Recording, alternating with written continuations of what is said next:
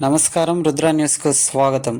తెలంగాణ ఉద్యమంలో తమ గానంతో చైతన్యం రేకెత్తించిన ఉద్యమ గాయకులకు ఈ నెల 12న ఉద్యమ గాన కోకిల పురస్కారం ప్రదానం చేయనున్నట్లు ఉత్తర తెలంగాణ పీపుల్స్ మూవ్మెంట్ వ్యవస్థాపక అధ్యక్షులు మేకల చంద్రశేఖర్ యాదవ్, కార్యదర్శి ముక్కర సంపత్ కుమార్లు ఆదివారం రోజున ఒక ప్రకటనలో తెలిపారు. ఈ అవార్డు కోసం దరఖాస్తులు ఆహ్వానించగా సుమారు 200 దరఖాస్తులు వచ్చాయని, అందులో నుంచి మొదటి విడతగా 40 మందిని ఎంపిక చేశామని వారి వివరాలు వెల్లడించినట్లు తెలిపారు.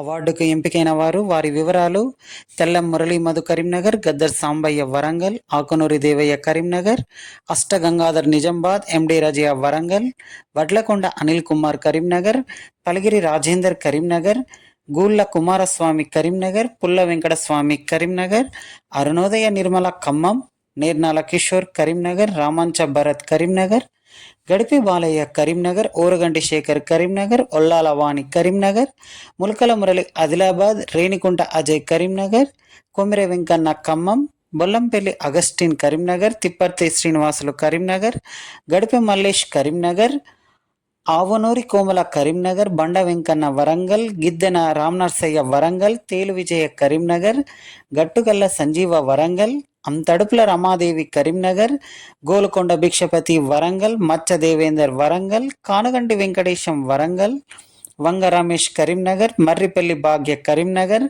లక్క గోదావరి నిజామాబాద్, చెనిగారపు నాగరాజు ఆదిలాబాద్, గుమ్మడి జలపతి కరీంనగర్, మేసినేని రాజయ్య ఆదిలాబాద్, నూనె రాజేశం కరీంనగర్, ఏట రవి కరీంనగర్, దామెర విజయ్ కుమార్ వరంగల్, పిట్ట భవాని వరంగల్.